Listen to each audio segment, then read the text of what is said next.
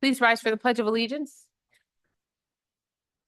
Pledge allegiance to the flag of the United States of America, to the republic for which it stands, nation under God, indivisible, with liberty and justice for all.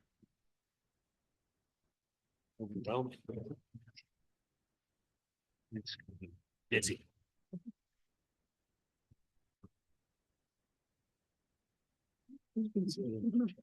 Oh, somebody's shorts.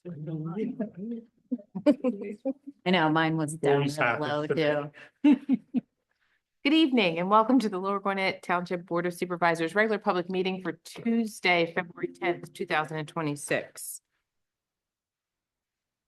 The Board of Supervisors did meet in executive session prior to tonight's meeting to discuss matters of personnel, real estate related to the planned public works garage, and potential litigation related to development. Just as a reminder, Lower Gwinnett Township is hosting a development town hall on Thursday, February 19th, 2026, at 7 p.m. at Gwinnett Mercy University to get community feedback on our draft comprehensive plan. The draft comprehensive plan can be reviewed on the township's website. I'm going to first open it up to citizen comments, concerns, or questions for items not on the agenda. Seeing none, I'll move on to our public hearing and turn it over to our solicitor. Thank you. We're on the record. This is a public hearing for the board to consider proposed ordinance 554. It is an ordinance that makes certain amendments to the township zoning code. Procedurally, I will introduce a number of exhibits for the record and then turn it over to comment from the board and ultimately public comment. Exhibit T1 is proposed ordinance 554.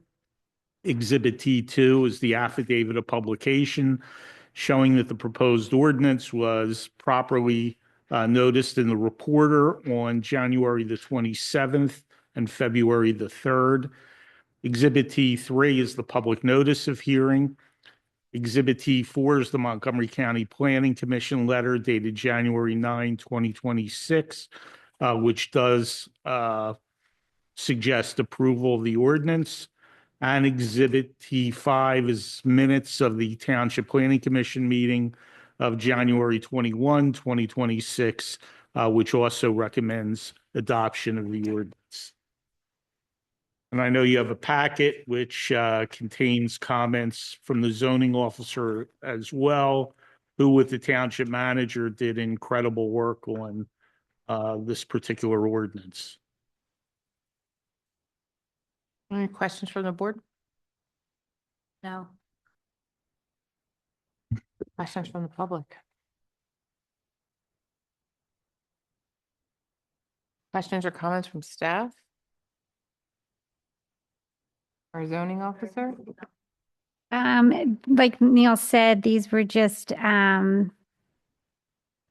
updates that were problems that we kept running into. The zoning hearing board had made a suggestion that we look at possible options, in particular, generators on corner lots. That was one of the most popular zoning hearing board applications where people were putting a generator on the side of their house, but because their lot was a corner lot, it was technically in a front yard, which wasn't permitted. So this ordinance amended that section. The other thing this ordinance adds is a definition and some parameters for sports courts, which we're seeing more of. And so we wanted to address that in the zoning code. We also added the ability for people that are in the like the Sloan Way neighborhood. That neighborhood was in a zoning district that does not permit accessory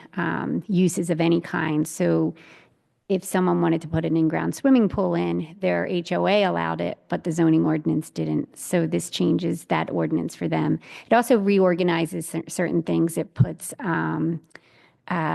all of the height restrictions for accessory structures in one place instead of individual districts, makes it easier to find. And we've also defined junk and different things that were kind of hard to address in the code because they weren't clearly defined. So, I just have a quick question.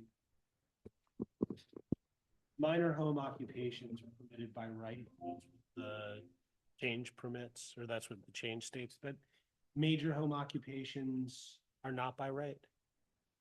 no, they are by right. Mhm. It's inconsistent in the language. I don't know if that matters, but I just pointed out. Oh, where did you see it? So if you look at 1298.11A, it says minor home occupations, no impact home-based businesses are permitted by right in all residential dwellings. And then if you go to major home occupations shall be governed by the following requirements. It just doesn't have the same by right language.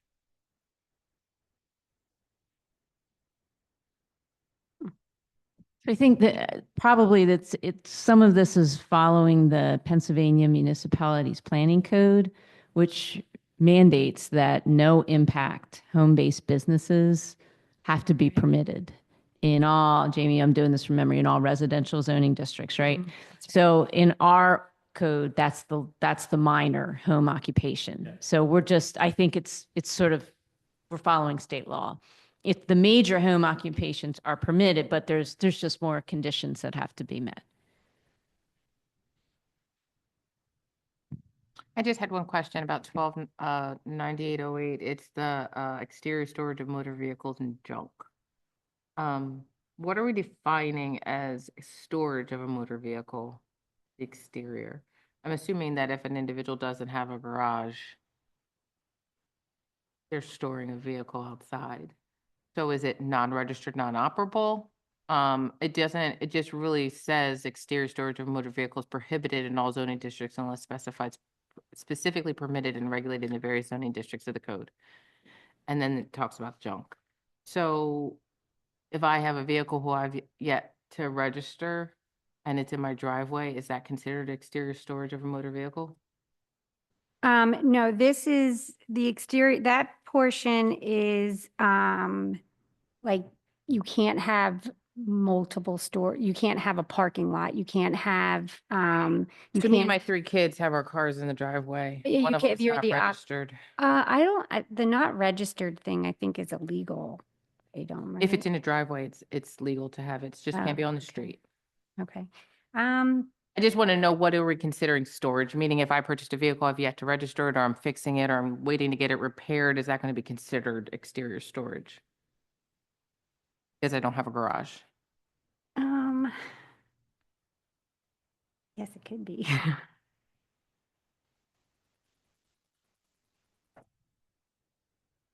It doesn't say that the vehicle is inoperable, not functionable.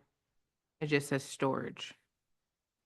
It doesn't even distinguish if it's registered or not.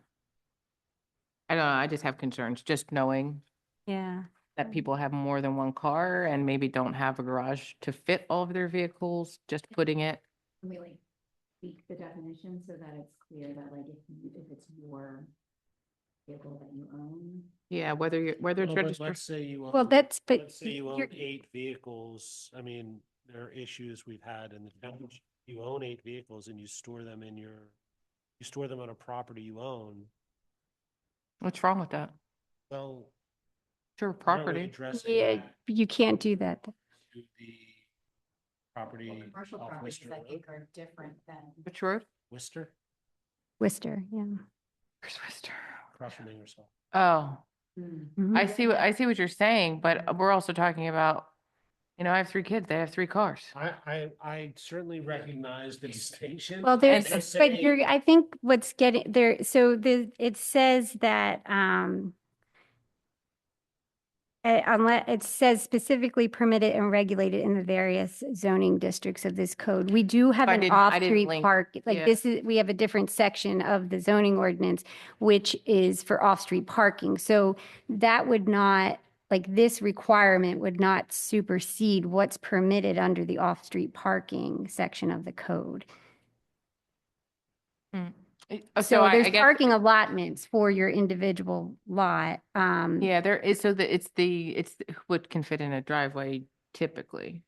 Right, well, so your off-street parking is going to be whatever you can Yeah. park in a garage or a driveway. Yeah. And so. You can't park like, you couldn't park like your front yard is not considered a So parking. I do park my spot. car in my front yard all the time, actually. Yes, I do, on the grass, so that I can get out if I want to, if my son parks behind me. It's my property. I can do whatever I want to do. It's mine. So what we're saying is, no, I can't. Well, listen, I'm not suggesting that we shouldn't allow what you do, but. I mean, I'm not notion- the only one. I would The assume. notion that it's your property and you can do what you want is belied by everything in our code. Well, I There's mean, regulations on many things that we do. but if I choose to park on grass as opposed to the driveway, I'm what's not- the matter? I'm not suggesting that that's not something that we should or shouldn't permit. I'm just saying this notion that it's your property, you can do what you want, that's, I can park my car wherever I want on my property. okay, that, Maybe the difference, Danielle, is if you also had cars lining, like filling your driveway, and then you started parking cars on your Yes, front. this is exactly what I do. When it was code blue, I can't fit 3 cars in my driveway. Yeah, but you're not storing them there. You're parking them there for your use and you're I guess utilizing them on a that's- daily So that's bus. that's the distinction, I guess, that I'm looking for. is storage defined? Uh, How do we distinguish that from like, from Worcester? In storage. Because well, Worcester doesn't have, zoning because, District that doesn't allow it. Trying to get. well, it's in a zoning district that doesn't allow it, but there is no structure, like that has no house, it has no Dwelling, business, it has no nothing street, on it, literally it's just a lot. vacant, yeah. Other than the That's storage same of issue that cars we and had On, along Bethlehem Pike, yes, I exactly. think, so when there's an instance, when there is a snow emergency or it's, something like that, if you don't have adequate room and then you don't have a garage. Those are Right, the in only a places. situation like that, yeah, you would have to move your cars off the street and onto your property, but that wouldn't classify, like, that wouldn't be categorized as storage. Okay. what, I guess the, sort of just following up, what is categorized as storage? Um, Is it defined, I guess. it's Yeah, defined as in it- our- I think we do define it. There's no definition of No. storage. And I say this also just like when the street floods, that's where we put our cars because our street floods. Right, which, yeah, that would be. So I definitely think the code is contemplating longer term storage. I mean, just think about how long it legally takes us to go through the code enforcement process. We're not doing that overnight in a storm. Legally, the administrative process takes months Yeah. to do. Usually, and maybe the wording needs to be tweaked here, but where this tends to come up is where you have people with cars that aren't drivable, they're broken down, and they can start to pile up. That even if they're on the property, we just went through this with that house on Baker Road. We had to remove several vehicles. It's part of a, like that kind of The bite. problem, not That's what I was looking people's for. own vehicles, or even that somebody still has an old, they buy an old car and they're hoping to fix it up because it's whatever. It's collectible. It's going to be for the trial, whatever it's going to be. Like that one car is not so much the issue. It's when they're just, Well, but So somebody, this- the problem is someone could make it. That's what I'm Right. concerned with. actually, that's not true necessarily. You may want more protection so the staff is not doing that, but we have discretion in what we enforce. So the complainer doesn't decide what it means. So someone files a complaint and then the code enforcement officer is going to go out and inspect and makes a decision and has discretion on whether this is a violation. It isn't it's black or white. It either has to be or it isn't. That's not how code enforcement works. Much like with the police department, they have discretion about whether they're going to charge somebody or you're going to give somebody a ticket. It's the same kind of thing. I think the concern is this, we trust this board, we trust this group of staff. I understand that, but just keep that in mind. It's not worried that the resident's going to say, I have to make you do it. It's whatever guardrails you want to have around how the staff would enforce that. But what I'm just saying to you is that there have been and will again be instances where a neighbor is complaining because there's junk cars and you would want us to go out and be able to do something about it. Give us the basis. And this gives Mhm. us the basis. It's a common requirement. You may want to, I'm not saying don't tweak the wording so that you're comfortable with it, but you want to keep this requirement. For sure, what we want to keep the requirement. I think the concern is Or defining. how it's going to be used in a neighbor dispute. So somebody buys a car, they're planning to work on the car, fix it up. They're diligently working on it. Takes them a month. Is that storage? Takes them 2 weeks. Is that storage? I'm just concerned this is going to be weaponized in some way that's improper. That's my concern. And I understand we have discretion, but that discretion sometimes gets us into trouble when we don't act consistently. And I'm not disputing the fact that there are individuals who use their property to store cars as opposed to, they're using the car, they're driving the car. I experienced that myself. But it's their property, you know what I'm saying? So I get what the purpose is and I get that it has a use. I just think we need to be a little bit more explicit, I think, in how we're maybe defining even what the storage part would be. Unless storage is defined, standard definition is applied universally throughout. Will be the common. If It's the not common. the start with the dictionary and sort of you go from there. And undefined terms get the most expansive reading, which may or may not be helpful. So if we want to say a measure or some kind of litmus test. Sounds like we're okay with some cars, but not too many cars. And so the question is like, what, do you draw that line? That's a fair question. And how long, I guess, is the other thing. If it's been there for months. How long would that, I mean, let's say it's been there for months, it's totally drivable, we just haven't driven it. Mm-hmm. Or like someone got sick, or worked on the car, or what? Or look, you have a sports car under a tarp that you drive, 7 times a year when it's nice out and you can put the top down. Is that storage? No, I mean, I realize that those are going to be the anomalies and Car in your driveway. I realize that those are going to be the anomalies and it's more likely that someone will have a property and just park a car that's essentially abandoned in the driveway and just leave it there. I get that That's an what, easy one. that's what this is for. Yeah, and I think we should maybe make it clear that that's, Yeah, I don't know how we would make it clear, I don't either. but it stood out to me because, Can we adopt part of this and not all of this? I'd prefer if we deferred approval until we've worked out this issue. we'd have to re-advertise. No, if we can work out this issue by the next meeting, we'll issue that as the date certain for consideration. True. Is there a way for us to pass this and give us the chance when we do the major zoning overhaul to go back and tweak this language? Certainly do that. I mean, I would be comfortable understanding that this board and this staff have the discretion in the interim. Just currently, the ordinance reads the exterior storage of motor vehicles is prohibited in all residential districts. That's what it says today. So this actually, Expands it.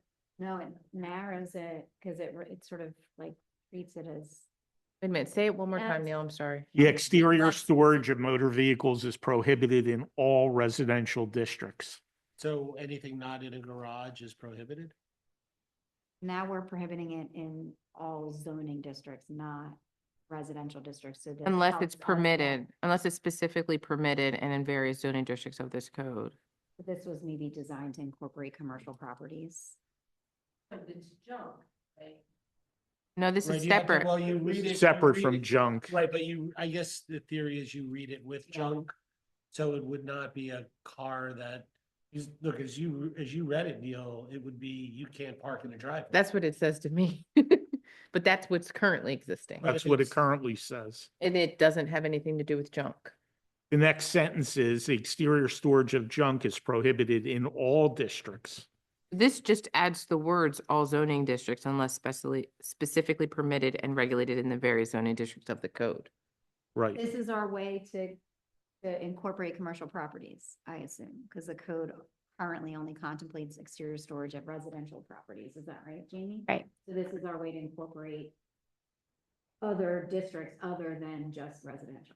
So business can't be storing exterior, which is. We're I adding think we to. all are in line with that. Correct. So if we passed this and if we wanted to define storage later as part of our major zoning ordinance, because it appears that we haven't been enforcing this at all.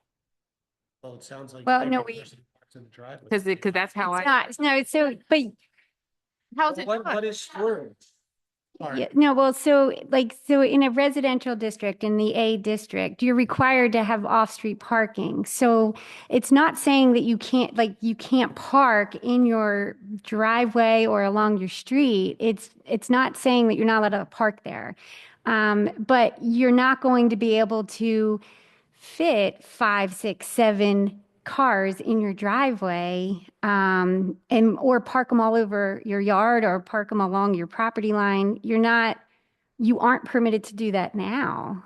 It doesn't say that. It Well, actually. but it does by what it says you're allowed to do in the zoning It district says that you storage, live though. in. It says I can park my car wherever I want. It says I can't store it there. Right. So what's the difference between storing and parking? Travel. There's I mean, there is a difference though between storing and parking. You haven't told me yet. But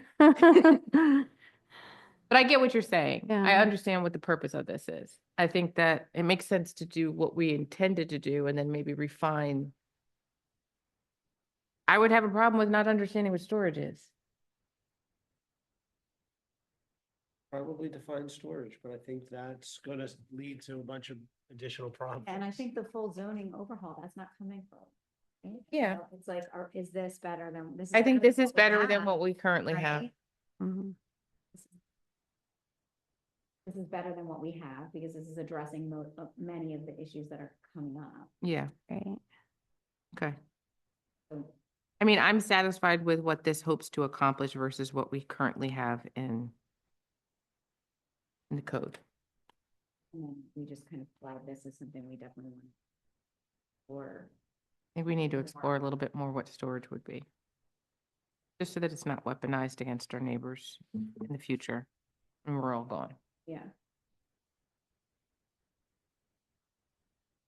Very much, sorry, Jamie, I would really like to get the zoning ordinance done. The only thing is, it's such a minute issue to remember many months from now. I won't when you- forget.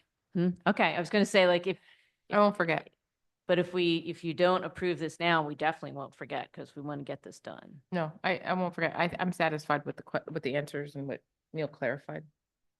And the downside to waiting is what?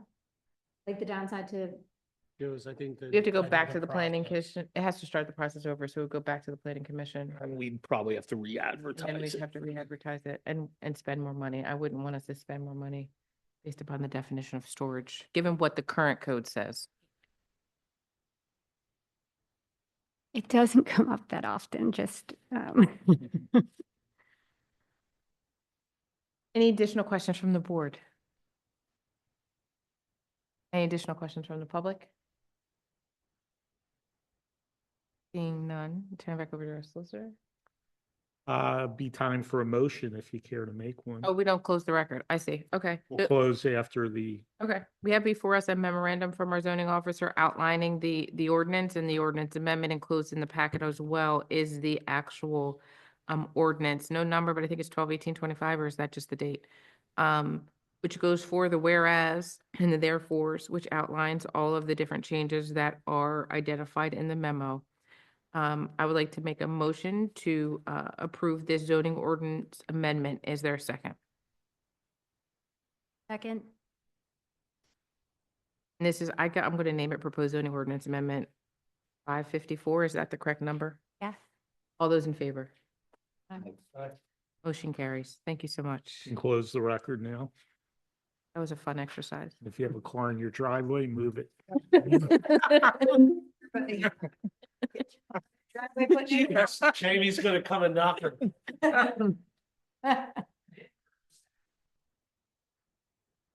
Andrea Brockway, Rookie. she's got a garage.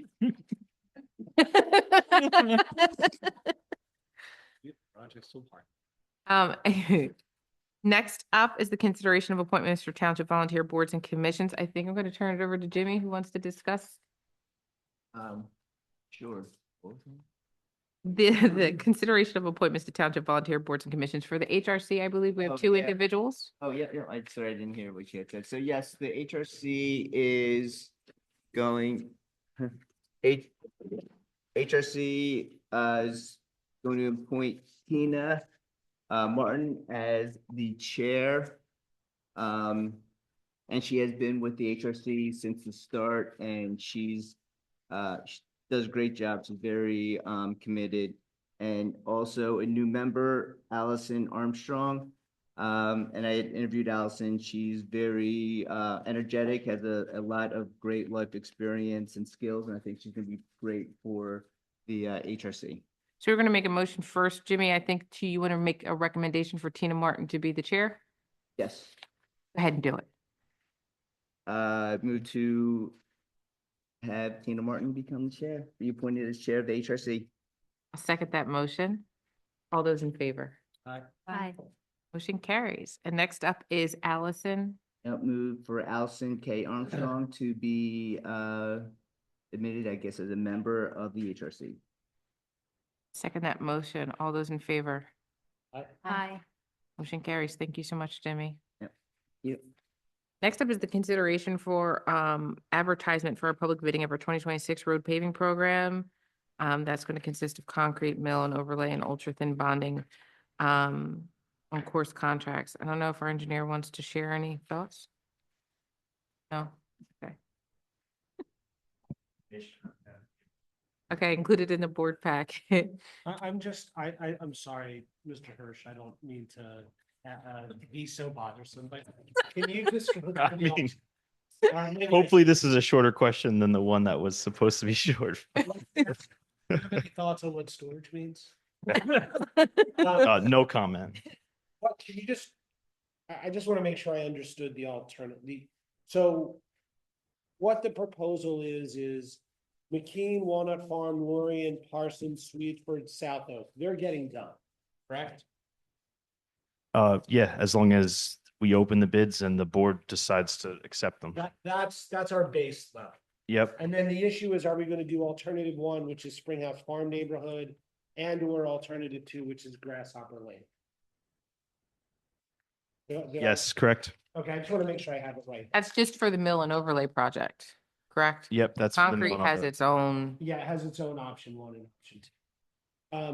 And are we making that decision tonight, or are we just bid? No, you're just authorizing us to put this out to bid, structured as is in front of you, which you just described. And then we will open the bids and evaluate them as a staff, and then we'll come back to you with a recommendation to award based on your budgets and, the received bids. And the bidding process will be in such a manner that we get people that will actually perform the That's work. what I was saying. Yeah, so This year. we're gonna try our Sort of speculating. We're going to try our best. So what we're doing to combat the situation that happened last year is we're a month ahead of where we were at this time last year. We are going to bid the concrete and the milling and paving as the same contract. So the contractor might not be the same contractor, but there may be subcontractors under one contract. So the coordination won't come into effect like one contractor is in the way of another because it's all under one entity. And then we're also going to allow them to start before school ends, Yeah. which in previous years we had waited until school was over to allow them to start. And what we've been seeing happening is these contractors are lining up work from May 1st through the whole summer. And if we don't allow them to start till after school start is over, then they go somewhere else. And once they go somewhere else, they may get jammed up there and dominoes fall. And that's what happened to us last year is we couldn't get them to come back because they were stuck somewhere else. It's not that they didn't want to do $500,000 worth of paving for you guys. And we have that money from our budget from last year that we've saved because we didn't. Okay, thank you, Jim. Appreciate Yeah, no problem. Springhouse Farm neighborhood, mill and overlay, and ultra-thin, both are not gonna be done. Yeah, it's an either or, and once we get the bids in, I'll talk to Fred, we'll talk to Mimi, and just come up with a recommendation for what is going to happen with those. Thank you. Oh, so even if the concrete program portion is done, then they can't be the alternative for the mill and overlay? Is that what you're saying? concrete one, Okay, then it will either get built. or the old strip. Okay. Okay, any additional questions from the board? Any questions from the public? Seeing none, I'd like to make a motion to advertise for the public bidding of the 2026 road paving program, which consists of concrete mill and overlay and the ultra-thin bonding wearing force contracts as prescribed in the request. Is there a second? Second. All those in favor? Aye. Motion carries. Thank you guys so much. Next up is the consideration to waive the requirements of section 61201 of the Township Code to permit the sale and consumption of alcohol at the 2026 Summer Concert Series at the Fall Fest. We call this the Martin waiver. And it is known internally as the Martin waiver. Essentially what this allows, and we have historically done this in the past, is to allow the consumption and possession of alcoholic beverages on property Responsibly. as property owned by the township as well as publicly owned property, including but not limited to property owned by the Commonwealth, the county, and the township in the Wissahickon School District. Any questions from the board? The only thing that I'll ask or add is, I believe we're planning on rain dates for the concerts. If the May 27th doesn't go forward because of weather, will the waiver still apply? The rain date? It's the event, not the date. Okay, That's how I read I it. just saw in the memo the, Yeah. The schedule is listed, but it's not limited to those dates in the event that there is a postponement. The motion as worded covers the event, not the date. Any additional questions from the board? I'll make the motion. Any questions from the public? Go ahead, Ms. Martin. I'll make the motion to waive the requirements of the Township Code to permit the sale and consumption of alcohol during the 2026 Summer Concert Series and Fall Fest. Second the Martin waiver. All those in favor? Aye. Aye. Motion carries. Thank you so much. Not often you get something with your name on it. I'll take it. Next up is consideration of the invoice report for February 10th, 2020. No. Oh, I'm sorry. I skipped right on over that one. Next up is the consideration for the increase in the vendor fee for the Fall Festival, including a board packet as a memorandum. Making that recommendation. They're recommending the increase for nonprofit organizations and merchants to increase $10 from 25 to 35, business vendors to increase from 50 to 75, which is a $25 increase.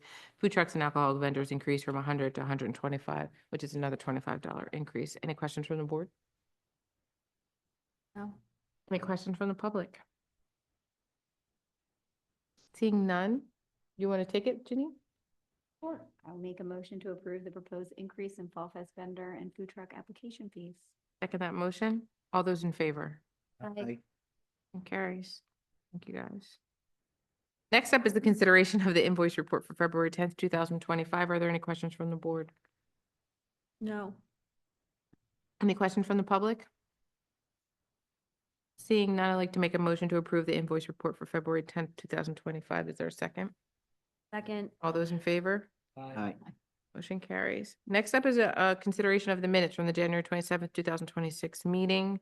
Mr. Twersky is going to abstain. Any questions, comments, or corrections on those minutes? No. Any questions, comments, or corrections from the public? Seeing none, I'd like to make a motion to approve the minutes from January 27th, 2026. Is there a second? Second. All those in favor? Aye. Motion carries. Staff updates. I don't know if you want to go first, but I'll turn it over to Lieutenant Gargett. Hello. Just a couple old business notes. The CRU is tasked with educating about e-bikes. And so far, he has met with the Safe Schools at Wissahickon. They're going to put it on the WIS TV channel, and they're going to email it to parents in the school. He partnered with the TMA, which I didn't know what it was until today. It's the Montgomery County Transportation Authority. They're going to be sending information out. Oh, I Googled wrong. Those people. He's also contacted State Rep Hambridge's chief of staff. They're collaborating on putting out media that he's created. He made a bunch of flyers for all the summer events, the Coffee with Cops, Kona with Cops, Pops with Cops, all those events. Ambler Borough is actually posting the information he created in their spring newsletter. It's going to be in our next newsletter, I believe, and he's working on a social media campaign. And the only other news we have is the police test, which we're shooting for 200 applicants. We ended up with 349, which was pretty good. Yeah. So after the physical exam that we took place at Wissahickon over the last couple of weeks, we're down to about 100 applications that are viable and valid. So we were really happy with the results. That's great. That's awesome. Congratulations on that. Well, not to brag, but right now I think they have 148 candidates before they gave their exam. I have to imagine the number is probably going to be around 75 when they're done. So 17. Wow. But that was everybody was advertising the QR codes. We were spreading the word far and wide. So it was a team effort. That was an awesome job. Great. Thank you. Thank you. Thank you for that update. I have a couple updates. Okay. So I have to give kudos to Ed Brown, from Gilmore, who has really bent over backwards trying to work out the best way to shut off the power for a few of the properties right behind the township building, who get their power off of Old Bethlehem Pike. And this is necessary in order to replace the failing culvert back there. It's the contractor has to bring in a crane to install the culvert, and to do that safely, you have to turn off the power and the overhead lines. PECO has said this would be a 2-day job because they limit the number of hours that the power would be out. I think it's a 9 a.m. to 3 p.m. Deal. And we had a request from an owner of 2 of the commercial buildings that we not have their businesses not be able to operate for 2 days. And some of this got complicated, obviously, by the weather. During the cold weather, PECO wouldn't consider anything. But Ed's really been trying to figure out a way to do it on a Saturday when it might be able to happen all in one day. It would be a much longer day. It would be significantly more expensive, which might have been an issue I would have brought to you, except it just kept getting drawn out and drawn out and drawn out. That road's been open now for close to 2 months. And we have 2 dates now, February 24th and 25th. And I told Ed to take them because we have to get this done. We just can't keep putting it off.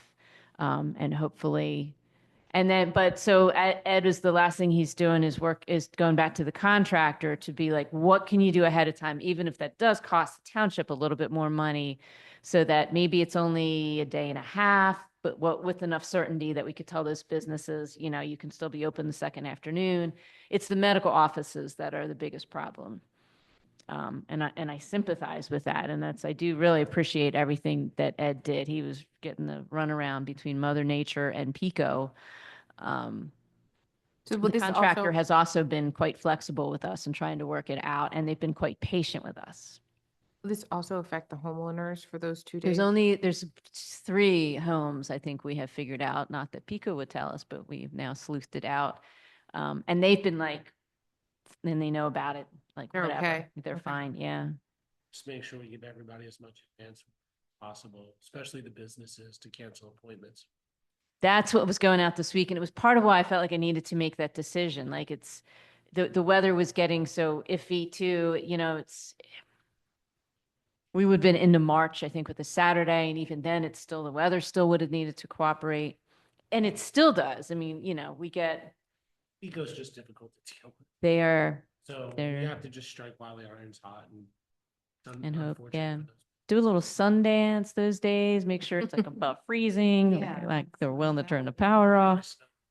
It's guaranteed. Say they'll just- Okay. We'll come stay with Mike if it gets.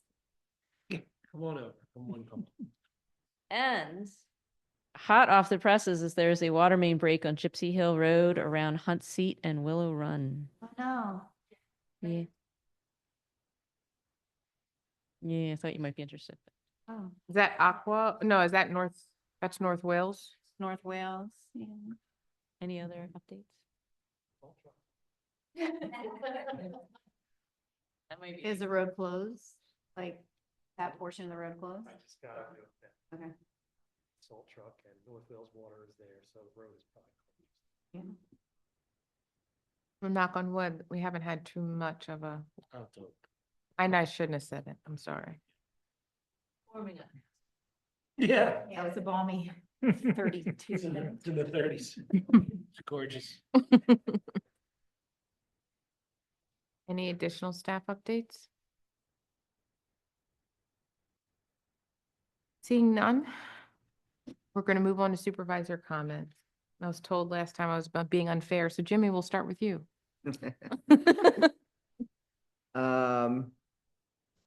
Yeah, you're being unfair now. Nope, just really thank again Public Works for doing everything with the snow on the roads and with staff and getting just really dealing with the weather mess and everything and always dealing with unexpected fires, which seem to happen every day. So thanks. Yeah, that's it. Janine? Yes, a couple things. This past Saturday, we had our first, which I hope will be first annual maybe, service event with the Giving Tree, which is a nonprofit based in the township. They were celebrating their 10-year sock roll challenge anniversary where they've distributed, almost 200,000 sock rolls to folks in the homeless community throughout the years. So to celebrate that, we hosted here in this room, hosted a sock roll challenge of our own and opened it up to the public from 10 to 1, I think, on Saturday. And it was freezing cold outside and it had snowed weirdly on Friday night. So many people came out. They made almost 2,000 sock rolls. From kids to seniors, just looking for something to do. It was awesome. Our CRU, Officer Sharkey, was there. Arranged for food donations. A lot of local businesses donated food. Residents came with donations for supplies for the sock rolls. It was awesome. And I was just over at the Giving Tree. It's out of a resident's garage, very generous resident's garage. And I was over there today to see all the boxes of the sock rolls getting picked up by the carriers. It was pretty cool, pretty amazing to be spread throughout the county and elsewhere. So that was great. And so thank you to everyone, Parks and Rec, the police, township staff, everybody, Giving Tree, and the residents for coming out. It was really heartwarming to see. And the Parks Board had their event on last night at the Springhouse Tavern. Typically it's closed on Monday nights, but the Parks Board has partnered with the Springhouse Tavern to host like Is it charcuterie making? yeah, it's like a class essentially. Yeah, where you learn how to make a seasonal cocktail and a seasonal appetizer. They have their chef there and their bartender, and I didn't get to go. I was going to say it's the Martin special. I know. It's right up my alley. We had basketball. But I'm told it was very fun, well attended. People had a blast. They're going to do it again in May for Cinco de Mayo, May 4th. So it'll be a Cinco de Mayo-y seasonal cocktail and appetizer. Yeah. Oh, yeah. Yeah, right. Oh, yeah, The that's. art of entertaining, it's called. So, that is just another example of more programming we're trying to implement in the township and partnering with our local businesses for things that the residents want to do. It's awesome. Yeah, it's exciting. Am I missing anything? That's it from me. Thank you, Janine.